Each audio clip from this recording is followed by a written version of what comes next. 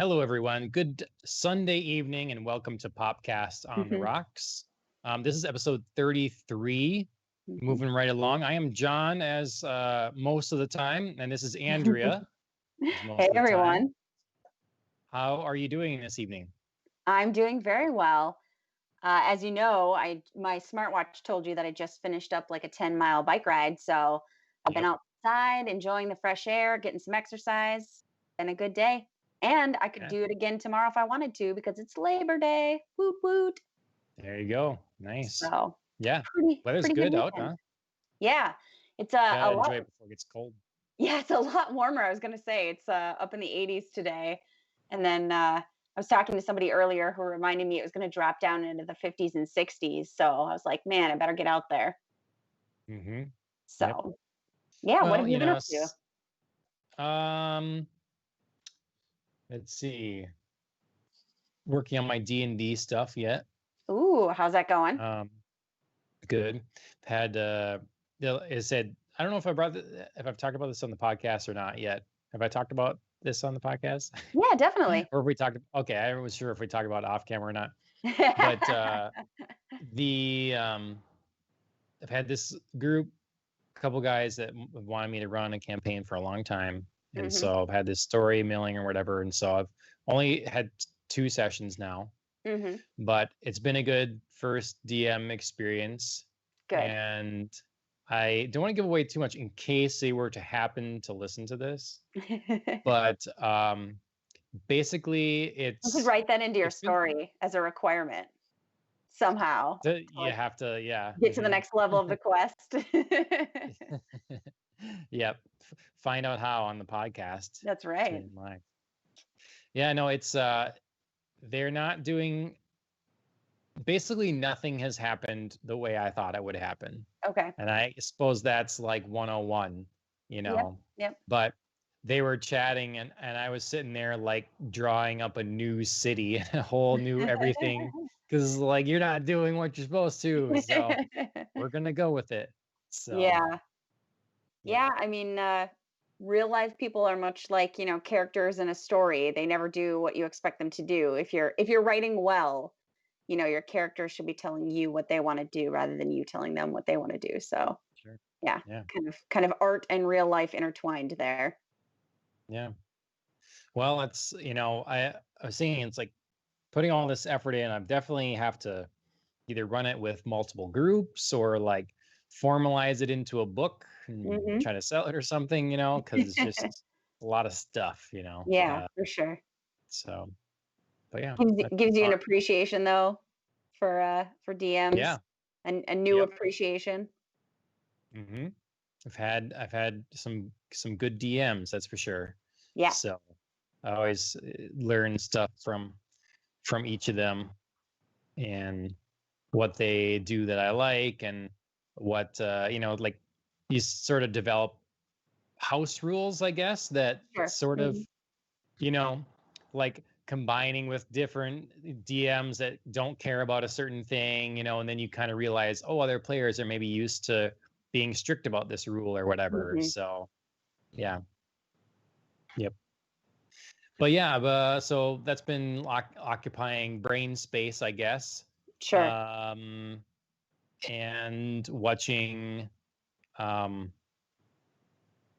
this new show, or not new show, but The Boys. That is right. Sure. Now, so watching this, so we'll talk about that later.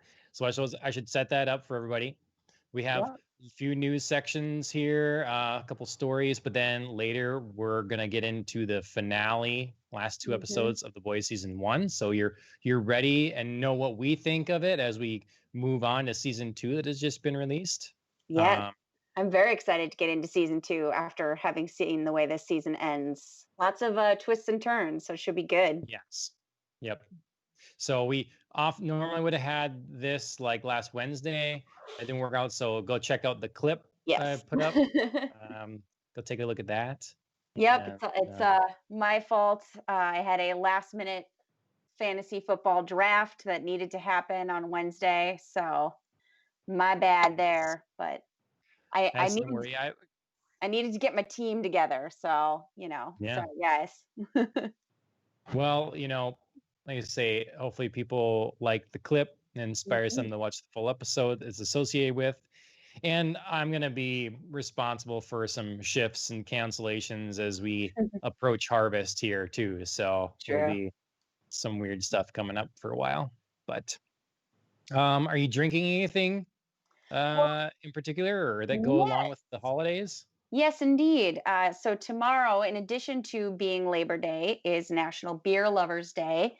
And I found an old classic that I really quite enjoy in our fridge. I got an Insight Oh, Trollway. okay. So Yeah, yeah, nice. nice. Again, a nice like summery, refreshing beer to go along with my summer bike ride that I just enjoyed. So Yeah. that's what I am rocking today. How about yourself? Cool. I'm doing the same, participating in the same kind of thing. I have a Elysian Space Dust IPA. Ooh. All right, we're just gonna. Oh, there it goes. Okay, Yeah, yeah. that looks pretty sweet. It So, reminds me of God, the little aliens from Toy Story, like in the oh, claw okay, machine. That's what that guy okay, reminds yeah. me of a little bit. So, Hmm. yeah. Yep. Um. Oh, I should say one other thing I've been doing too. Like, been watching lots of Rick and Morty. Have you watched that show much? Um, a little bit I have, yeah, but not Okay. with any regularity. Sounds I good. know that I have it now available because it's on HBO Max. So, Mm, I should start okay. getting into it. Mhm. Well, I'd only seen a couple episodes here and there, and then back when season four, I think we started talking about when it was season four was going on, Right, mhm. uh, and so I'd watched all those to current. But we have a friend that was putting together um, Rick and Morty D&D thing, so Oh, cool. so Ashley and I started watching lots of Rick and Morty. So Sure. we've seen the latest season, and then we saw all of season one, Mhm. and just started season two basically. Okay, So okay. yeah, What do you so think so far? it's a very funny show. Okay. It's interesting because it's so immature and like people were just totally high coming up with silly things, Sure. but then there's a depth or like kind of thought experiments, I guess, kind of as you go along. And so it's, I don't know, it's a really good time.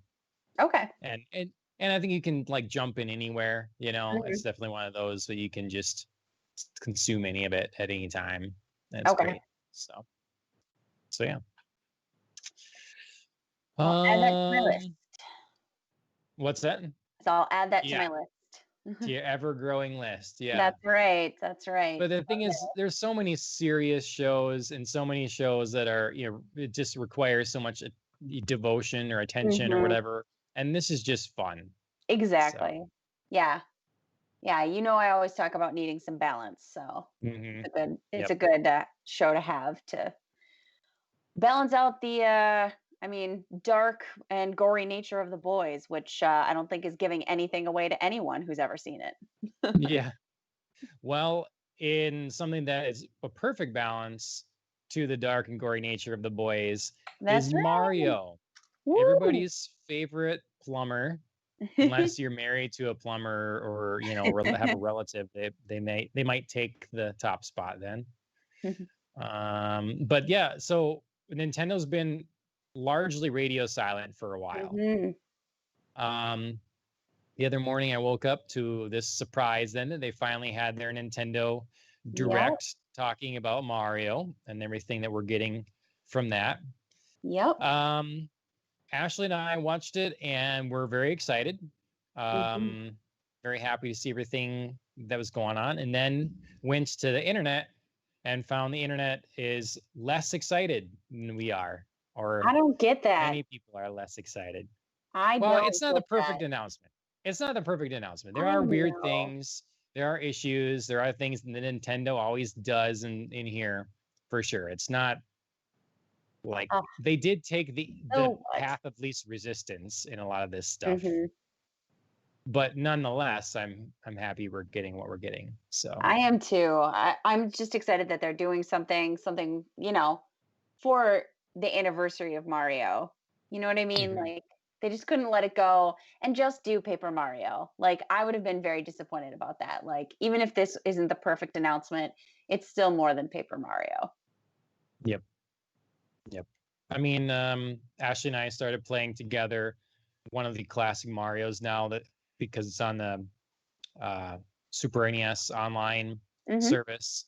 So we started playing the second Mario because we haven't played that very much. Sure. So she's always, I'm so much better at Mario than you are. So I was like, well, okay, sure, you've played ad nauseum like these Mhm. most of these other games or whatever. Doki, what'd you say? Doki Doki Panic, Alan? What was that? Uh-huh. Doki Doki Panic. I don't know. I know Literature Club, or I forget what that is. The original name for Super Mario 2. Oh, Yeah, it's gotcha. why everything is weird and different in there. It's like what's Gotcha. going to be a Mario game, to my understanding.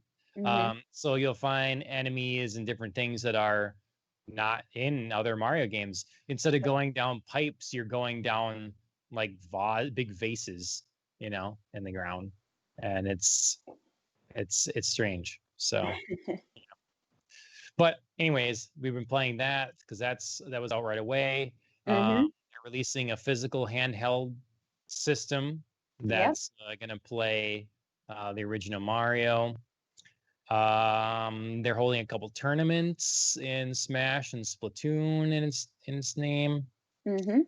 Um, Mario, they're doing a Mario, taking the original Mario and doing like a competitive version of it, where Mhm. basically you race to get to the other end of a course, and as someone else progresses or kills Goombas and stuff, they get thrown on your screen to make it more difficult. Yep. Um, Mario 3D All Stars, so that's coming this September, and that's Yeah, the just over a week away. yeah, I'm excited. I'm trying to maybe finish Luigi's Mansion 3 in Sure. time to be able to play Super Mario Sunshine. So, because I haven't played that in years. Um, Mario themed furniture coming to Animal Crossing. Mhm. Mario 3D World from the Wii U coming with some added DLC. That's early next year. That's So, like, right. what excites you about this? Are you interested in some of this, all of this? I'm interested in all of this. I love Okay. Mario. I will not lie. I suck at Mario Kart. Like I'm terrible. I need like a couple of these bad boys before I'm any good at Mario Kart. But that being said, like I'll be excited for Mario Kart. But yeah, Mario's classic to me. So like this is so much fun. Mhm. I just like that. I mean, I'm a lot of the I'm complaints. par- I'm particularly excited about Tetris Mario. That sounds like so much fun. It's like Okay. ultra Okay. nostalgia. Yeah. I think I mean a lot of people are upset a number of reasons for this stuff. One is the limited time availability Yeah. of Super Mario 3D All-Stars and the Super Mario competitive game. Mhm. Like they're only available for 6 months or so or whatever. Mhm. Um, which is odd. But we don't know what they'll do after the fact. Like, will they release each game available digitally then, Mhm. separately for $30? You Right. know, will they you know um will it completely go away and you just can't get it anymore Mhm. until they decide to launch it again on the Mhm. next system, you know? Yeah. Um, we don't know. But if you're interested in it and it's coming out, then buy it and Yeah. you'll have Do it. it. You don't want to worry about it. Um, Exactly. and I do wish that they had like kind of done remakes of of like Mario 64 and stuff. Kind of like Capcom's been doing with Resident Evil, Yeah. remaking 1 and 2, and they look amazing now. Yes, they do. But then you get a lot of people that are upset about that as well. So then it's like, oh, but that's not the original thing. It doesn't look like I remember it looking. And then, Well, you then know, play your I don't like, original game. Like your I, original game doesn't go away. yeah. Well, the ideal thing for everybody would be they release, available for $40, Hmm. all three of these, Yes. plus Super Mario Galaxy 2, remastered in HD, in 1080p, all gorgeous with like full camera controls and different stuff. And you can also switch back to the classic version Yeah. on demand and play, but you know, That's a lot of work though. that's dreaming. Yeah, I personally am okay with this while they continue to work away on the Metroid Prime 4 Hmm. game and the Hmm. new Zelda game and Right. undoubtedly Right. Mario Odyssey 2. Like Hmm. there are new games that are coming in the pipeline, I'm sure that they're hard to work on. Right. And I would rather just be able to play some classic games here and now on my current Nintendo system than Hmm. have them take a lot of manpower away from the Exactly. new stuff. So, Exactly. I agree. This is a great stopgap. You know what I mean? Or this is a great like holdover until you can get to the new stuff. Like this is something, it's not nothing. Like they didn't have to do this. mhm. So, I mean, like let's be realistic about they're trying to do something for fans. They're trying to give us something without, like you said, taking away tons of manpower from working on new games that people are really excited about as well. So, like, Mhm. let's all just like chill out. Yeah, in a perfect world, things could be different, but we're not living in that world. So, I don't know. And I'll be cynical. Like, of course they're trying to drain everybody for every penny they have. Like, Well, sure, that's what that's they do. business. Yeah, right. And Nintendo's great at it. They're a master of it. But they're a master of it in part because they can, because they have ravenous fans Hmm. that will buy every iteration of everything. And people are complaining, like, how many times, am I going to buy the same game over and over? Well, do you want Nintendo to just stop offering it on the latest thing? You can Right, just not buy it. right. Yeah, Don't buy it. just because it's there doesn't mean you have to have it. I bought That's your like choice. every version of Star Wars for a little bit and then Yeah, I quit. It's like I yeah, don't need it anymore. Like I don't yeah. need to buy the next boxed version again. Like you want to hoard Nintendo things, you go ahead and do it, but don't complain that they're offering it to you. Right. So it's very odd. It's very Yep. odd. So Well, haters aside, I am very excited about it. yeah. No, I mean, like with everything going on, Ashley and I got up to this surprise. We watched it. We're super pumped. We're like, I like those tennis shoes they're doing with Puma. I want Oh yeah. those. And then they're doing this stuff where you gotta like do different things to basically be able to unlock rewards, some pins that you can get or whatever. Yeah. Um, Ashley had never tried the Mario Kart mobile game, and Mm, now because of sure. this, she did, and she actually really likes it. She didn't like it at first; like the controls are weird, but Hmm. now she likes it a lot. Oh, good. So it's kind of got Well, her there into you that. go. Yeah. Clever, clever Nintendo. Yep. So, and it's a free game. So, Hmm. but yeah. So I mean, when you look back at the year now for Nintendo, it's still not a rock star year. I mean, it is in terms of Switch sales, Right. as And a it bunch is of in people terms bought of Switches Animal Crossing. and Animal Crossing, right? You know, um, but all I would argue all the other years that the Switch has been around have been rock star years. Hmm. So if we get 1 year now that's a little slower, Hmm. um, I just don't think we can ultimately complain. Like a company Well, can't perfectly balance out yeah. the top tier content all the time. Yeah. And even like if you said, even if it's not a rock star year, it's a solid year. Do you know what I mean? Like it's not a total ball drop. Like it's not a total nothing. I think Like it's a solid year because third party is still there yeah. supporting it, Hmm. you know. Like there's still lots of options that I was playing uh Bloodstained Curse of the Moon 2, and Hmm. that's a good game. And It's games like Dead Cells that keep coming out with like new DLC content for it. Like it's still a really great place to play mobile things, where bring it with you or whatever. And I mean, look at Sony's big games this year, or whatever. Now they've had some really big ones, but like they happened to end their season, their console cycle on like Last of Us Part 2 and Ghost of Tsushima, two of the like most anticipated games. They just happened to be able to be ready then, Yes. Yep. That's what worked out. So yeah. Yeah, it doesn't always work like that. Yep. So I guess we'll see. We'll see how they do this holiday, if they put the system on sale, and if how they sell that way. If they can keep up with demand, all that. I should talk about the one other thing in there yet too. Mario Kart Live Home Circuit. Did you see that part? Yes. So, I mean, that looks kind of cool, I think. I feel like we're going to have to try that. I will.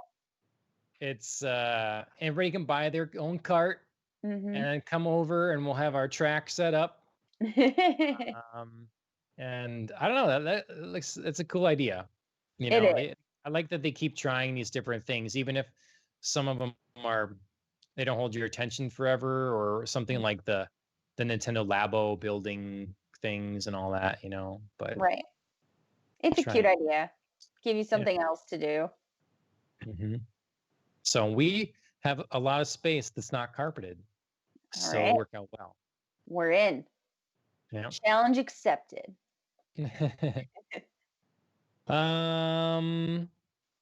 Well, happy birthday, Mario. And some other video gaming news. Yes. You put this in here about the PlayStation 5. Yeah, I just saw this this article come out of, speaking of people, complaining about things that they don't particularly love, complaining about some confirmation that PlayStation 5 will be compatible with PS4 games, but won't be compatible with like 3.2 or original PlayStation like PS4 is right now. And so people were just a little pissy about that. Seeming after reading the article and seeming to comb through some of the feedback, people are a little upset that right now PS5 doesn't have total backwards compatibility. It only has select backwards compability. So yeah. So but this isn't a thing to know, I guess, about PS5. I don't think, to me it's particularly not like shocking or surprising, but it's just a confirmation of, yep, just so you know. I mean, it's not, I would agree it's not a surprise, because PlayStation doesn't really have a history of being super backwards compatible. Normally the thing is you get one generation of compatibility. That's usually been what it's been, or whatever. It's really been Xbox that has changed that idea. Right.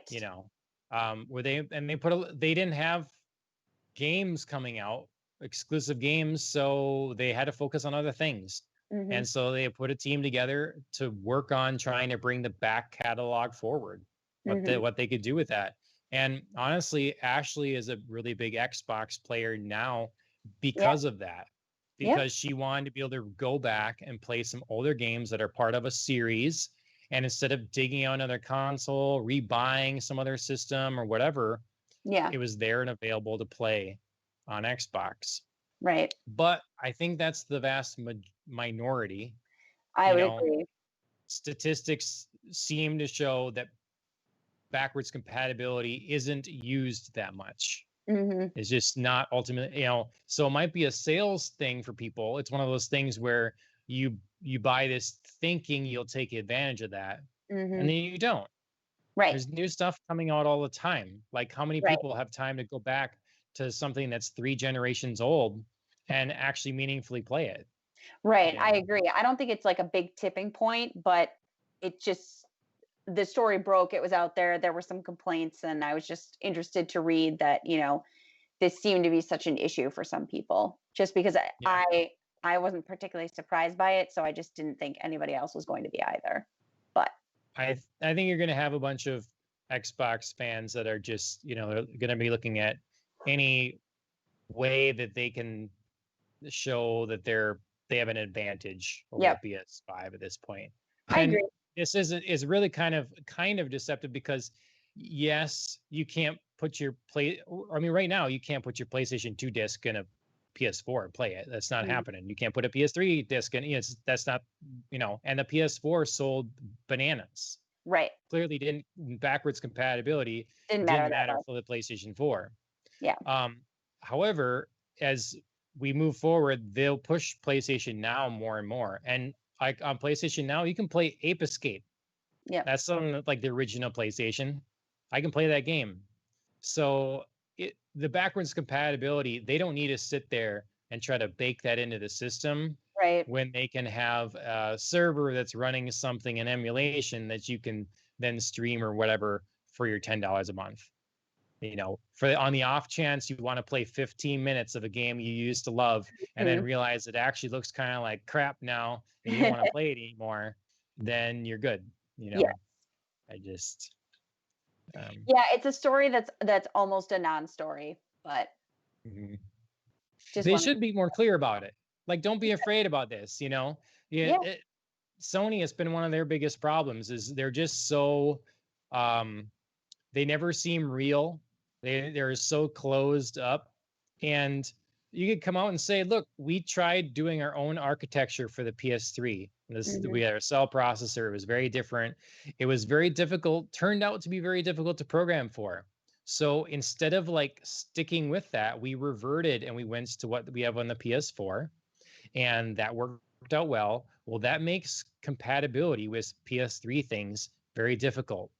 So like, just be real about that. And then talk about your service, PlayStation Now. So you'll try to bring some new games and the big ones, maybe remaster them, re-release them on PS5, and otherwise they'll be available on our streaming service. Right. But what about the 400 PlayStation 2 games I have? What am I supposed to do with those? Well, keep your PlayStation 2, I guess. Right. Yeah. Well, like you said, you've never been able to like shove a disc in there and play it the same way. So it's like, I don't know what you expected with this either. That's a new thing with the Xbox, or like PC or something, like that's that side of things. So right. And it's handy. And I think, I mean, I'm not discounting the fact that you can do that on Xbox because I do find that quite nice, especially for like a generation or two. But I mean, if people really, really want that, then make that like a groundswell thing. Like, don't just like expect them to do it and then be upset about it. Like, campaign for that kind of thing. Like, let them know that's what you want. And if there are enough people who really want that, it's not like Sony won't listen to that. So, well, and but it's already too late right now for them to like even try and bake that in. Or and already we're transitioning to a discless time anyways. Exactly. Like the sales, PlayStation released the sales figures for like disc versus discless purchases, digital purchases, and digital purchases are nuts. Like, people are playing that way, PCs. I mean, I built a gaming PC. I don't have a disk drive in it. I can't put a disc in it. PC gamers have been buying, it's funny because a lot of PC gamers are all about like owning something or having something physical, but PC gamers have been largely not buying a physical game for years now. They're just ready to give Steam their money. Hey, Steam, take my money and here's a download code. Like that's what you get. So consoles are going to do the same thing, and then you're going to have your collection, and you couldn't put a disc in your system because it doesn't take a disc anyways. I bet they'll sell tons of discless PS5s. So, yep. But anyways, as you can tell, like I can rant about all this stuff either way for a long time. So I guess we'll go on to a company that has done a very good job in my mind in serving their community and their fan base and everything. That's CD Projekt Red. Like, just as a little aside, they haven't made all that many games, but they've done a really good job of supporting those games, Mm-hmm. and they've been helpful in the PC market space of trying to like offer some competition to Steam and Epic. And they have their own game launcher that you can kind of combine all your services into one. And with Witcher 3 now, they've announced they're bringing that to next gen. Yep. You know, that game is several years old already, and they're going to improve it for 4K, and I don't know what other enhancements. But if you already have it, the upgrade is free, and then Mm-hmm. they're literally going to sell it, full new version that way too. So Yeah. I think it's great. Yeah. Oh, Alan says DRM free, yeah, from Galaxy of Games. Yeah, like they seem like a pretty good company at this point. Mm-hmm. They I mean, the Witcher 2, that game they kept well updated for PC and stuff. Like, you can play that on PC now. I'm pretty high settings, and it still looks really gorgeous. And that game came out, I don't know when the Witcher 2 came out. Witcher wait, 2, who keeps it first, Alan or John? 2011. 2011. Yeah. So, I mean, that's been a minute.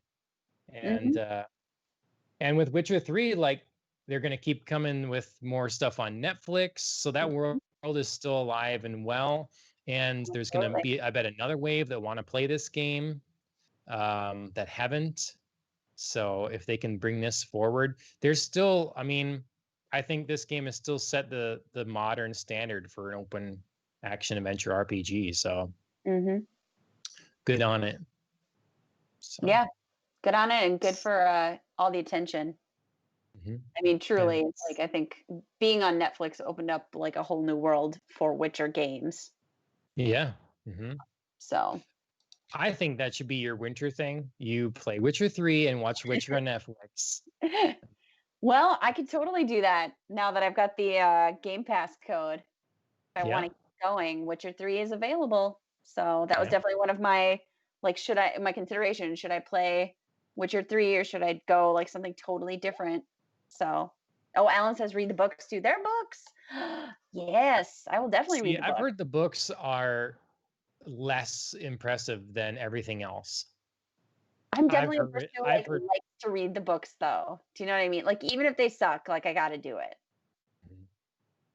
Yeah, no, I mean, I obviously, clearly there's people that like it too. Like, it seems like I've heard more than once that The Witcher is as great as it is, really thanks to CD Projekt Red for taking this property and bringing it to new heights. Sure. So, well, maybe it'll give me a different appreciation then, like a better appreciation, or, like, this is what it was and this is what they made it. So the problem is, if you read the books, it will make you romance the wrong person in the game. Oh. Isn't that right, Alan? It'll like make you literally romance or like what's that? Like literally romance, or like I'm turning them into a romantic character? Subjective opinion. No, I think I asked Google, and even Google said that it was this was the truth. So oh, okay. no, so you get to choose. Geralt of Rivia is definitely a ladies' man, I guess, and there are lots of ladies after him, so you get to kind of choose who you want to have a relationship with. Like, at one point, did we talk about this probably point? Like, what you chose to do and what Alan chose to do, and there was like a unicorn somewhere. Oh yeah, we did talk about that. Yeah. I just remember very weird, like, romance episodes in the game that you guys were talking about. So yep, you shouldn't have remembered that. Now you're gonna be expecting certain stuff when you play, and gotta forget about it. Okay, I'll try to forget again. Don't bring it up again. Okay, all right. So anyways, yes, go CD Projekt Red. They're awesome. Switching to more TV things. Jurassic World cartoon on Netflix. What do you think? It's cute. like it looks like a very like kids show, you know? Mhm. Like I'd give it a like a watch or two. I mean, why Yeah. not? Like if you want to introduce kids to Jurassic World, why not? Like this is a cute way to do it. I think it drops like this month, doesn't it? Like I think super it's soon. soon. Yeah. Yeah. So yeah, I mean, it feels like a it's kind of interesting because it feels like um they're not doing a whole lot with like classic Jurassic Park or Jurassic World. Mm, You know what I mean? It's just like kind of a convenient setting for a kids show about yeah. camp. So, I mean, I'm a little reserved about that aspect of it just because like I don't know. Like there are just like certain things I think about that resonate with me or like signal to me like, this is Jurassic Park or this is Jurassic World that builds on Jurassic Park. Mhm. So, I don't know. We'll see.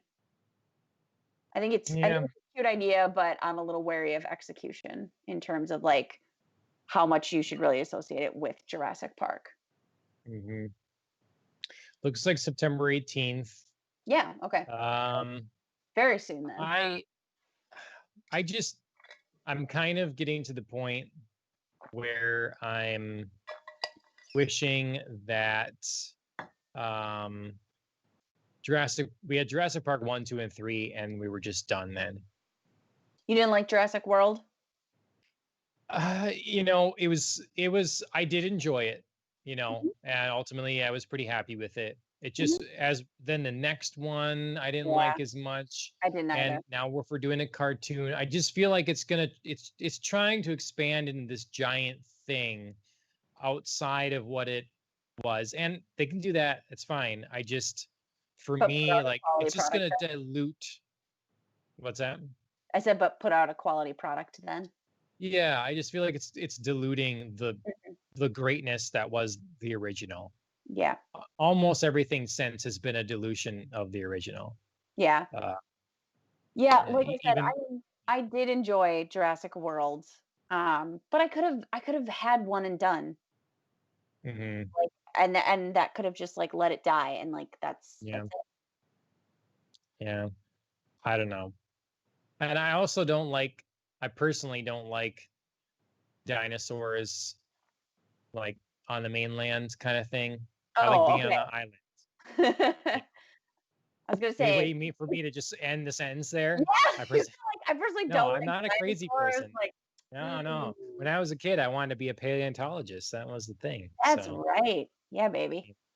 so Um, yeah, yeah. I agree. I also didn't exactly love back in the day Jurassic Park 2 for that idea either. Like I love the movie, but it didn't always like the plot didn't always run super smoothly for me. mhm. Like I much preferred 1 and 3 even though like 3 also had its issues, like let's be real. But at least we were back on the island. It just feels more possible back on the island rather than like dinosaurs come here. 3 was a I mean, I think underrated. I agree. Get I'm Sam just saying O'Neill like back. it wasn't Yeah. without its problems. No, But I think all of them I are liked it a lot flawed, but more yeah. than I think the general public did. Yep. Yeah, It you're was right, like Sam like a Neill's. breakneck adventure. Like once you got past the little setup Mhm. and on the island, it's nonstop. You Yeah. know, you got some good dinosaur and dinosaur action. You got people running properly. You got some betrayals, like some kind of silly characters. It Mhm. gets. I think it's a really good show. Right, So William Macy, Tia Leone, like, they yeah. play great concerned parents. Hmm. Yep. So, yeah. And I recently saw The Lost World in theaters again. So I Mm, that's the one that's freshest in my mind.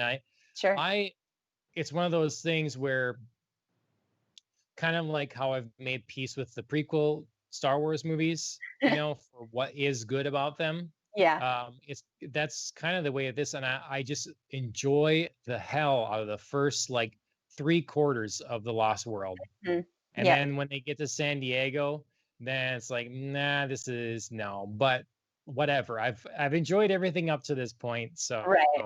you We'll know, make it through to the end. But yeah, yeah, not the mhm, best. yeah. I mean, the Jeff Goldblum and Mm, what's Julianne her Moore. name? Yes, are running around carrying this like from nose to tail 7.5 foot dinosaur Yep, like it's a beanbag. yep, totally. Like just They might as work well play out. catch with it. It's so small and light. They Yeah, work out. Jeff they Jeff really did. Goldblum can do anything. I mean, Okay, fair enough. Yeah. Anyways, I mean, it's fine if they get more kids to then like look at the other Jurassic Park stuff.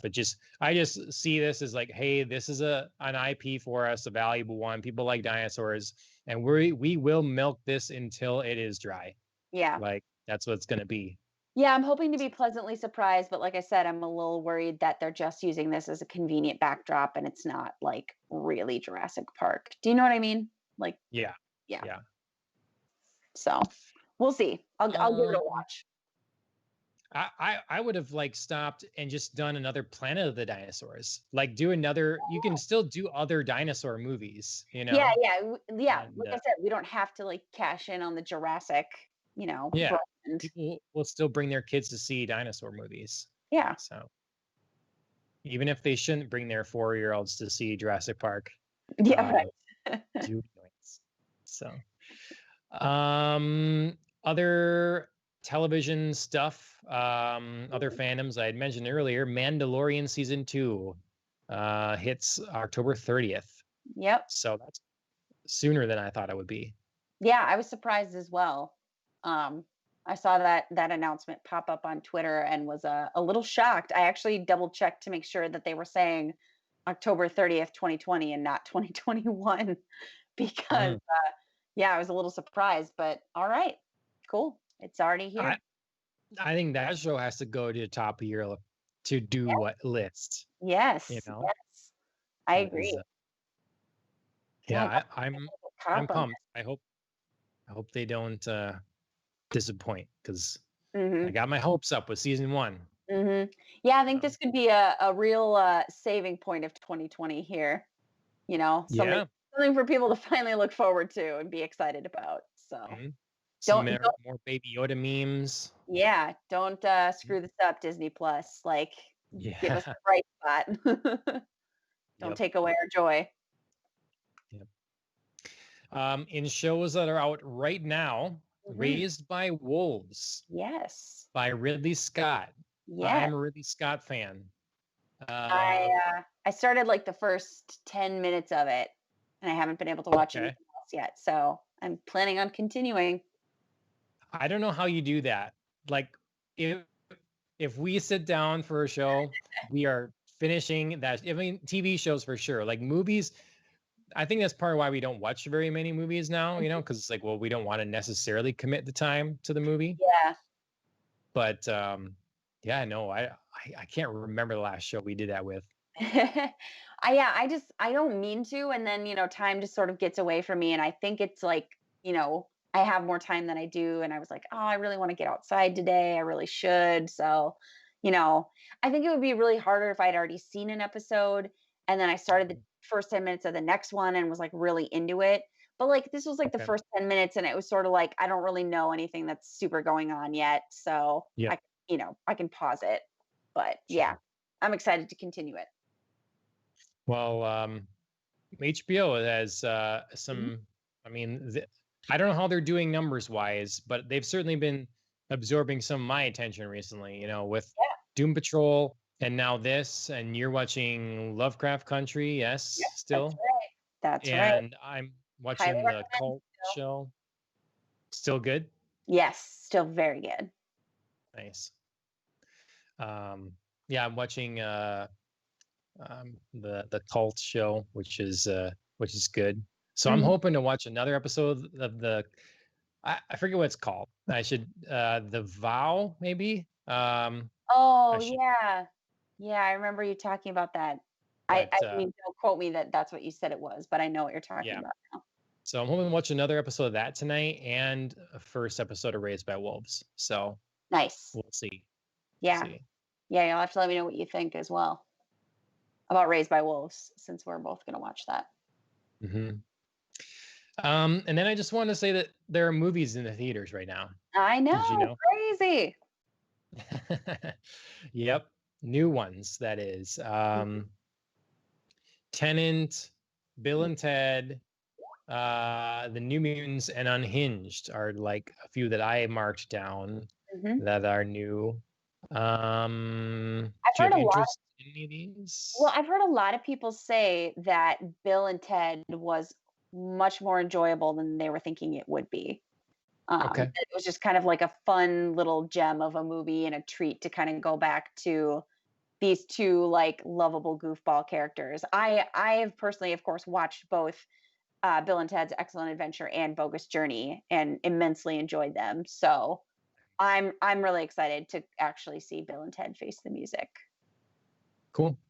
Nice. So Yeah, I've never seen the full length of of either of the other ones. So oh no, you definitely should, especially for yeah. early vintage Keanu. It's so hmm definitely I for sure watch Excellent Adventure all the way through. okay. It I is would say I think I need to watch those before I watch this. I think a definitely lot of what I would appreciate out of this one is gonna be having required viewing absolutely of the other ones. So absolutely at least one of them. Like hmm Bogus Journey isn't quite as clutch, I think. It would be hmm good to watch, but you definitely need to watch Excellent Adventure if you're going to appreciate Face the Music at all.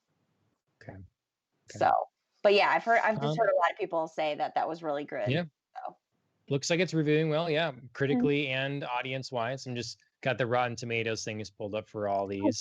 great. Sure. Um, Tenant, I've enjoyed Christopher Nolan with the Hmm. Batman stuff for sure, anyways. And that movie is so far liked by audiences and critics. I wonder how much for audiences are just like, hey, a new movie. Right. I like it, or We're you finally know, seeing movies again. Oh my yeah, God. are the 5 standards stars. low? Yeah. hmm I don't know, but Well, I don't think that's quite true because New Mutants has not done well. So I don't know that that's true. that's Yeah. people's automatic um, go to, which I'm Yeah, audience score is about. 53% right now on that. Yeah, So, it's better than it was. huh. Yeah.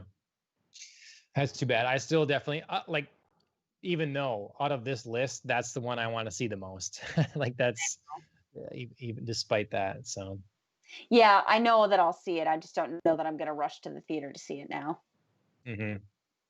Unhinged with Russell Crowe, audiences are liking it, critics aren't. Yep, So, I can see um that. It's not really yikes. like a movie designed for critical acclaim. Yeah. You know, it's more Um like a horror movie, or when I think of Unhinged, I weirdly think of like God, it's like an older Sean Bean, however you want to say it, movie, The Hitcher, where oh. where he like tries to hitch a ride and people abandon him, and then he like gets picked up Oh. after them and stuff. And like I don't know why this makes me think of that. It's just like the tone of it seems the same, and like Russell Crowe's character seems like almost the same. Like, there's a driving altercation, and then he's like, I'm going to teach you a lesson about this to this, Sure. young woman. So I don't know. They seem, the plots are different, but somehow like same formula. So, No, I understand. I'm reminded of an older movie yet, mm, Falling Down with Michael Douglas.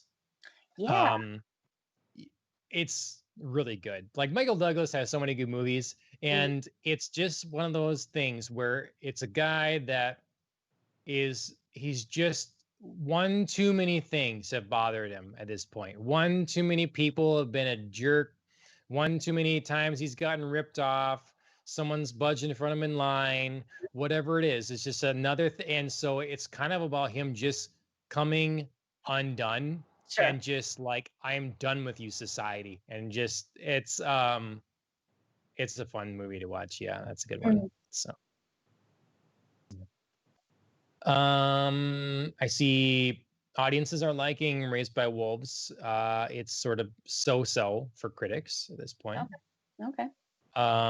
Mulan Right. is being disliked by audiences about half, 54%, and being liked by critics, 79. Interesting. Okay. Uh, I wonder if that's the part of one. the audience dislike is that there's no music. Yeah, That's such yeah. a huge I part of mean, Mulan. Like, I mean, any yeah. Disney movie really, and they have Mhm. all been remade even as live action movies with all of the original music. And this movie is the first one to forego that. So I wonder if people just like can't handle it. I'm not a big Disney fan, so I'm not one where my opinion counts a whole lot, I guess. But I just don't. We've talked about this before. I don't Mhm. like them redoing all their animated movies, animated classics into live action. I Just agree. don't think they should be doing it. Yeah. So I think I they've understand been. it's hard to be creative. Yeah. And so just take a thing you already have and Mhm. do it over, Yeah. But Yeah, I think they've been fine, but I don't I haven't rushed out to see any of them because I'm excited about them. Like I've seen them or they've popped up on TV or whatever and like fine, but mhm, I'm not going to go seek it out because yeah, for me that's that you know, classic animated film is, that's my childhood. That's what I know. That's like, the original for me and it doesn't add anything having it live mhm. action. Yep. Yep. I mean, why, Disney should just branch out, make Yeah. some, I don't know, come up with a new thing. Yeah. God, I wrote a whole D&D campaign. And I'm not saying it's amazing or whatever, but it is a unique story. It's Right. different. There's different characters and like made up lands and whatever. Right. Like there are, Yeah, I mean, I they have guarantee done you it there are, before. They yeah, can do it. It just feels lazy that they're not.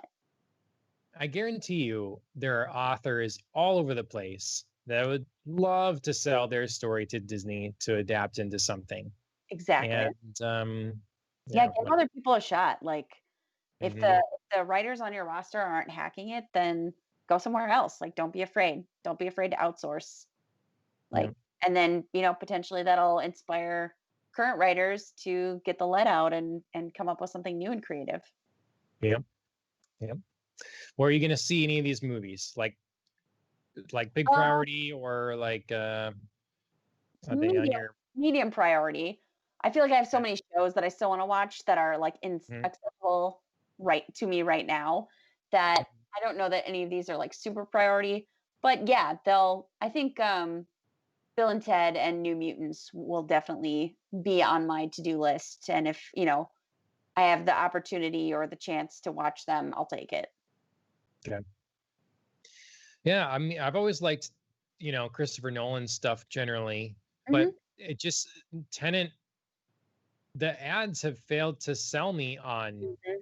what it is. I mean, I Right, understand they're playing with time, but right, I don't know. I mean, maybe that's just look, that's good to not spoil something, maybe that's what they can do. But right. yeah, That's a tough sell though then. You know what I mean? Like now yeah, cuz now we're like left hanging being like, "So what is this? What should I be caring about for this story?" yep, Yeah. So, there's something to be said for too much mystery. yep. Mhm. Um, okay. So we often will be talking about this midweek, but we're Mhm. going to get into spoileriness now with the last two episodes of season one of The Boys from Amazon. Mhm. And we can kind of recap the season or whatever our thoughts are, where we think it's going for season two now that that's Mhm. out. So, um, Yeah. episode 7, The Boys. What'd you think? Um, Started off so strong because I love me a good flashback, and they Okay. flash back to a Christmas party scene, which is just Mhm. so like weird and normal for like a company. You know what I mean? Like every company has like a company Christmas party, and it's just like so weird to watch like superheroes like walk around and mingle and drink eggnog and listen to terrible, Christmas tunes and stuff like that. So I loved it. It was so great just for like showing the weird normality of this company. And then also, of course, like the biggest thing was, showing us Butcher's past and his wife, and how she first gets entangled with Vought and of course then with Homelander. We still don't Yep. know all the details, but then, we're given an inkling of, okay, so this is the beginning of, what was eventually the start of something awful happening and then her disappearing or dying. So, yeah, double whammy for me. It was a great, fun moment, and then also gave us a great, background plot line. So, Yep. yeah, and then it took a turn and switched into Huey and Annie's like very accelerated romantic life. Well, they've been dating for a while now. I mean, I know, but clearly she's given up her god, though. yeah, I Sitting. I just didn't see that coming quite yet. To Okay. not to pun too much there. But I don't know. I don't know why. Like I just thought there would be like more dates that they would show us or like something else. And then suddenly they were in a hotel room and Yeah. yeah, and getting down, getting busy. And how handy for Huey to know, have a little rating system about how satisfactory his performance is. She can fake that. She You can do that whenever she wants. Make her little eyes glow. well, if Eyes. if she's faking it, that I guess it would at least be an ego boost for Huey there. Yep. So Hmm. yeah, I thought it was important to not only see their relationship, of course, moving forward, but then also we as the audience know that Huey is still lying to Annie and Yep. you know um still working with the boys to try and bring Vought down, and so that just made that scene move their relationship forward, but it also made the inevitable betrayal scene that follows that much Yeah. bigger and that much more painful. So Yeah, it's some tough stuff. I mean, like your flashback scene you talked about, mhm. well, knowing what we know in the future, that makes that scene so awkward with Yes. Homelander and Becca. Mhm. Um, it's that's hard to see. Mhm. And Yeah, then I mean, both starting scenes really, you watch them mhm, and you kind of know things that they don't, and it makes it really tough. So it was like a great, yep, double whammy there. yep. We both noted again how many chances has Ugh, Huey no. had to fess up. Just keeps digging himself deeper. Ugh, yeah. Um, Yeah, I felt like Annie asked such great questions. Like she was like, I don't really know anything about I you, know and she was just that it was like the all of them were time. so valid. Like, and yeah, Yeah, I mean, Huey also had semi-truthful points about like, yeah, I just, I didn't really want to bring you to my dad's house and have him like yeah. get Well, on a right. big pizza like, I get that that's like a thing too, but it's also like that's not the whole truth and you know it. So it was tough. It was tough to watch. Yeah. Hmm. And then the other thing that was tough to watch or interesting Mm. was the camera footage. Then, so we get the CIA. I'm not sure if this was right here or not, but we get the CIA woman coming in talking to Billy about where his Oh, wife is, yeah, yeah. and showing him the footage and stuff. Mhm. And so I don't know if you thought the same thing, but definitely noted in the next episode how when Becca's walking out of the room, she does not appear as if she was a rape victim. Mhm. She definitely walked out of the room like she had sex, but Mhm. she did not seem distraught or despondent, Mhm. uh, and that kind of thing. And it was Yeah. interesting to see, like, not only was that probably a knowing thing for the CIA, I forget her name, Right. um, Rayner, that this was potentially consensual or looked consensual. Um, Or did you not read it that way? Did you see I it differently? I didn't, but only because I don't think there was definitive anything either way.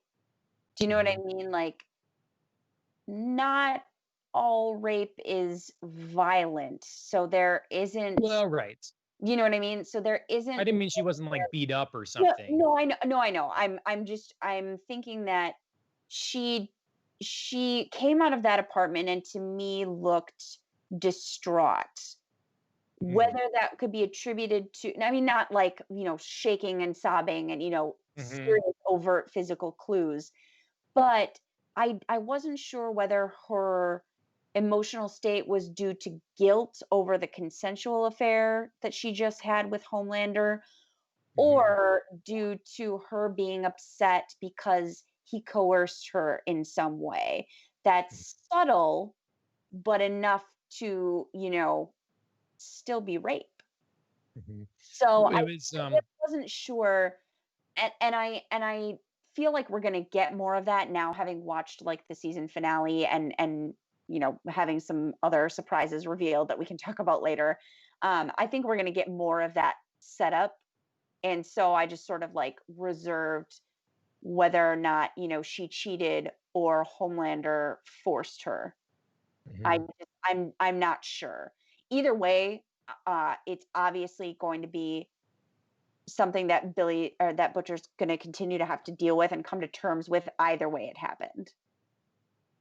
So what I thought was interesting was the way we've seen it always was been through Billy's eyes, and Mhm, he's convinced for sure. And mhm, so when I saw the scene first when they meet Homelander, mhm. um, Becca's a bit flustered, Oh a yeah, little starstruck, definitely. So there's very, and reasonably so. yeah. But you combine that sort of attitude together with what Ashley and I read is like the kind of walk of shame sort of thing. And like you Mm, said, it's not conclusive for sure, yeah. but there's no way in Billy's mind are you going to see it in any way other than rape Oh because yeah. she's your wife. And like, so I think it was the Sia Rayner using Billy's emotional state when Mm, she's probably seeing this evidence and understanding can go either way, but knowing that Billy will see it yeah. as rape Yeah. because he wouldn't question his wife that way and everything. So of Yeah. course it's this scumbag Homelander. Right. And I think that this whole thing adds another layer of depth. It's tough to talk because we'll get to the next episode too, or whatever. Mhm. Learn more. But Yeah. yeah, it's Yeah, um, it's tough to see, and it's tough to see, I think, um the flashback, of course, like you said, hinted at the fact that Becca's very starstruck by Homelander and seems very flustered with him. It does plant some seeds, I think, rightfully so, in the viewer's mind about perhaps this was consensual and she had a crush on him. But mm, I don't know, I still see it going either way. Like, she had a crush on him and Homelander like pressed that hard, used his mhm, power to, convince her that, like, everybody will believe me if, this happens anyway. And, I could do anything I want to you. And what would you do? I could burn holes through your head. And, if you don't do what I say. So yeah, so I think that footage was tough to watch either way you look at it. But obviously like super important for the plot for both Billy, like you said, yep. being manipulated, but also understanding more about the situation. And then also, of course, for us learning more Mhm, later about what happens between Homelander and Becca. yeah. So yeah, some very early, very important scenes that Mhm. tell you a lot about what's going to happen.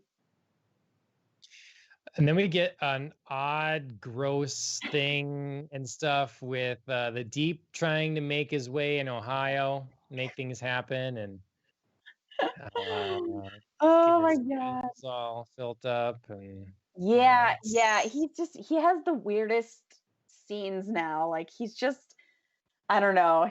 Like his whole story is so sad. Like I wrote every time, he's on the screen now, we've got like 80s sad power ballads playing in the background because that's his life is a Yep. sad 80s power ballad. Yep. Oh my God. Yeah.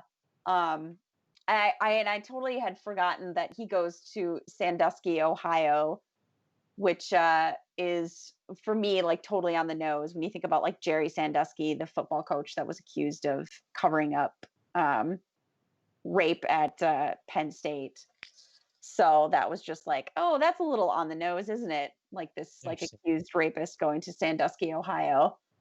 Um, I don't know. I don't know why that like super struck me for some reason, but yeah, that was just very funny. The Deep is just like the most awkward character on the show, and his Yep. scenes, I guess, Yep. provide some relief from the tension that we see on the other scenes. Mhm. Well, and then with the boys, we've seen they're really continue to get in hot water. Yeah. I'm surprised, they had the little scene where Huey is confronting A Train, Hmm. and he and Hamiko pull one over on him and break his leg up real good. Yeah. Yeah. Uh, I was I mean, I was shocked. Like Homelander really put the pieces once he had like some of the information, that he'd gotten from Mesmer and then he pulled from the database. mhm, He really put those pieces together. Like that mhm, was shocking to me how smart he was. I mean, I don't think he's dumb. Like we've seen him before and we've seen how clever he can be, but putting the pieces together to burn the boys, um, that to me was just like a really smart and very scary part of the episode. And then sure. of course like had ramifications for everybody. Yeah. Said like A Train finding out and then being confronted by Huey. So Yep. Yeah, and that's right. His whole Homelander's whole thing of having the group meeting mhm, and conveniently leaves out everybody else's pictures, mhm. just shows the one that has been dating Starlight. So he either is intentional or gets something a little wrong there, Yeah, yeah. thinking, so whichever way it is, but Mhm. that's not perfect. So it's nice to see Maeve stand up a little bit, you Yes. know. I Thank think, God. Homelander is secure enough that like if people stand up to him, we'll see in the next one too. Like he's Mm, not ready. He's not insecure in himself that he'll just kill you to prove a point because he has to. He right. knows he's stronger than everyone, and Mhm. so it's not like I have to show you kind of thing. So it's an interesting, Yeah. I don't know, but it allows people to be able to stand up to him if he respects them. Then, because I Yeah. think I think that can help give him some respect for them as well. So, Yeah, I appreciated Maeve just, standing up to him, making a good point. Um mhm, and then him like being like, "All right." Like I think part of him respected her in that moment and then part of him thought like, "Well, like if she's wrong, I'll be proven right and I can still take care of this because I'm Homelander and I'm mhm, still stronger than everybody. So even if it, goes down like a week from now, I'll still be right and I can still deal with it." mhm, yep, So a lot of confidence there. yep. Um, the Were you surprised that Huey and stuff they didn't just stay and finish off A Train? Yes, I was. I Okay, was. I thought too maybe it's like they'd at least beat him some more, Right. or take him into captivity. I mean, you have him now. Like, um, Right. Yeah, why yeah, not use I. them as leverage or, something. Mhm, Um, it's not like they can't do that. They've definitely they obviously captured Translucent and mhm, figured out a way to deal with him. So yeah, I thought that was really weird.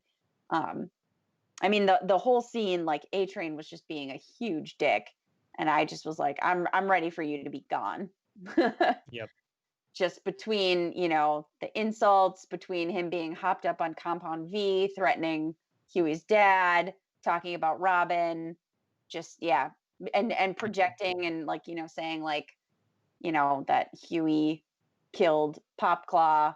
It was just like, no, I'm really done with you. So yep, yep. but I was surprised about how easily they were able to pull it over on A-Train. Yeah.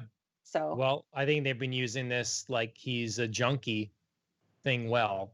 mhm, That's his weakness right now. yeah, He's a drug addict, so yeah. smart. Yeah, this made sense to me, Mhm. the way that this went down, this whole scene, like offering him Compound V and then Kimiko just, coming out of nowhere.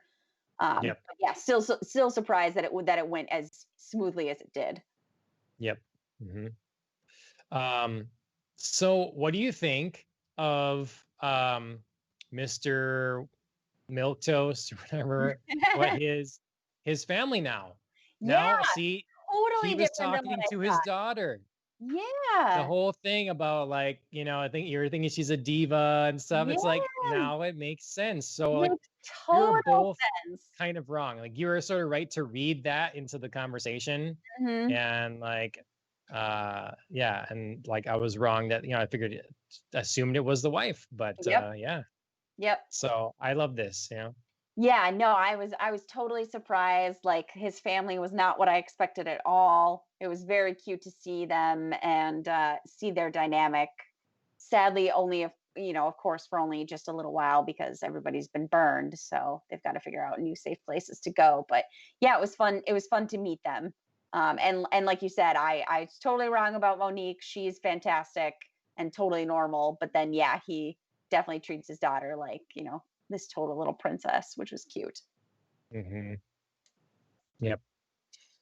Um, we got a lot of like there's a lot of intrigue going on in these Mhm. episodes, a lot of lies and deceit per usual. Yeah. Um, you wrote who is Edgar or Edgar there? Yeah. Was he shown in this one or was that the next one? No, it's the next one. They just Next mentioned one. him. Um, so Stillwell was again talking to Homelander, and she was saying something about Mr. Edgar not being happy about something that just went down, and then Homelander talking to her about, this whole Becca situation. And he was just mentioned. So I was just like, oh man, like who is this Yeah. guy? So then, of course, we finally meet him in the next episode. Um, but the other key thing I thought was interesting about Homelander and Stillwell's conversation was the fact that she was clearly covering something up when he started to ask about her, about Becca. Yep. And she like immediately went to like, oh, like, we can talk about that, but wouldn't you rather, spend the night together and I can call the babysitter? And I was like, ooh, that it's some covering when she's just like freely offering up this, special night together. And then he Mhm. turns her down and I was like, "Man, this is a power shift in their dynamic." Like, whoa.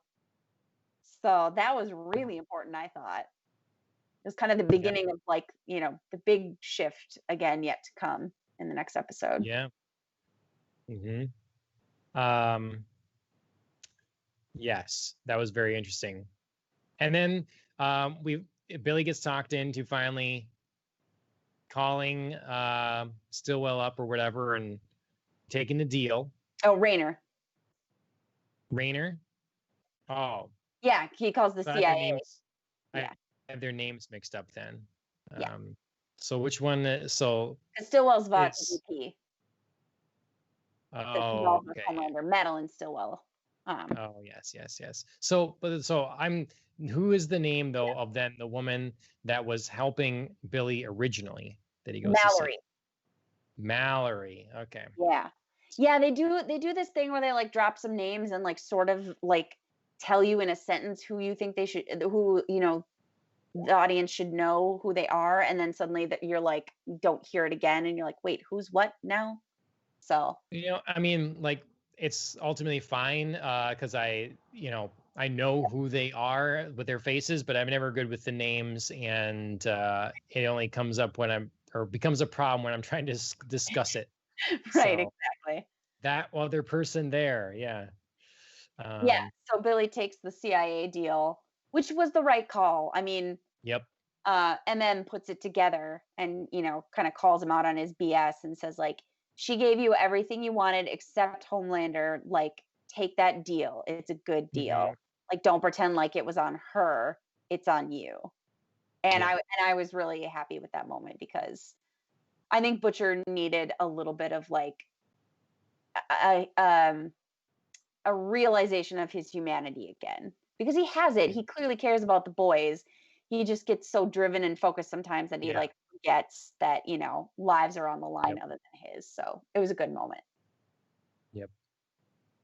Um, and then we get to learn more about Homelander again and kind of closing it out for Mhm. this episode, like Dr. Vogelbaum.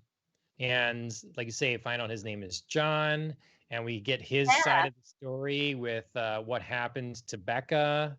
Hmm. Um, Very interesting. Again, another whole thing, like you say, it's harsh with the "You're my biggest failure." Like that's Yeah. ouch. Yeah. I mean, super accurate though. I mean, how different do you think Homelander would be if he wasn't raised in a lab like we learn and was raised by actual people?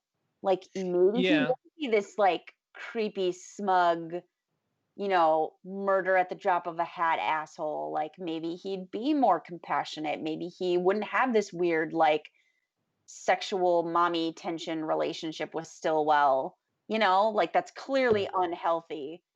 I don't know, yep, like I just agreed with Dr. Vogelbaum. I just thought like, yeah, like that is a big failure on your part. You really shouldn't raise anybody, super or otherwise in a lab without people.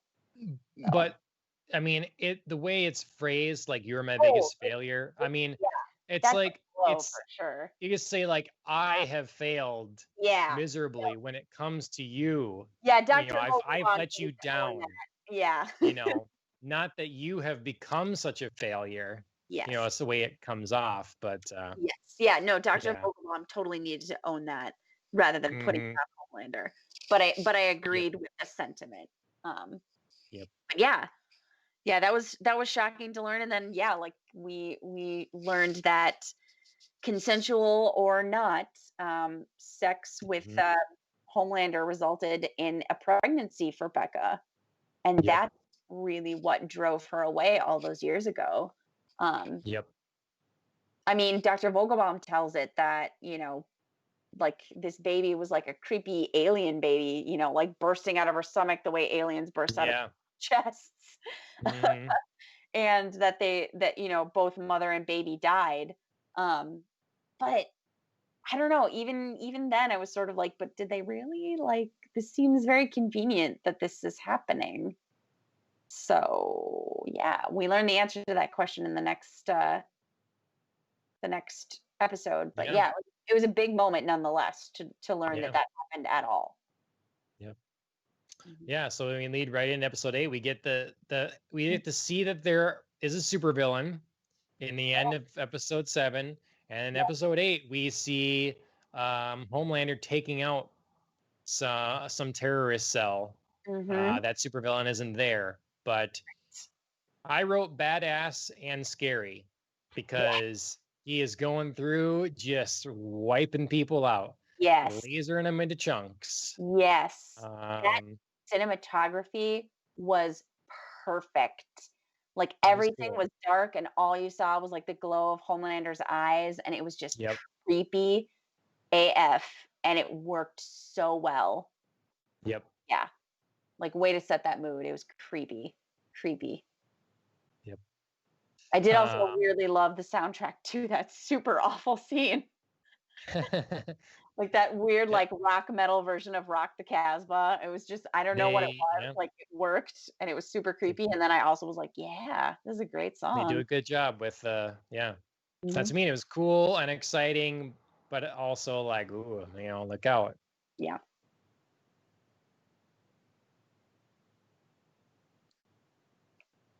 Nope.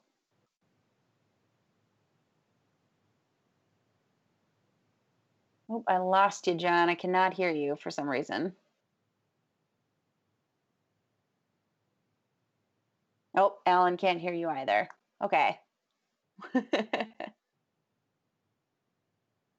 Okay, can still hear me, so I will move ahead a little bit. Just talking about like rounding out this very poignant and purposeful, I think, opening scene for the last episode. Um, Besides, Homelander kind of going into the Middle East and taking out this terrorist cell and the creepiness of all of that, we really see, the fruits of Vought's labor in the passage of the Military Act, getting superheroes into the military, that this is what this is going to be like in the future.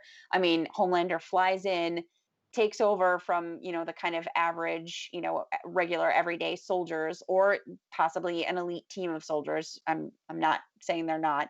You're the heroes. You're the Yeah, real heroes. yeah. Oh, hey, there you are. But yeah, points out, you're the real heroes. And I was just thinking, like, how, if they're not going to do anything? Like, this is so disingenuous.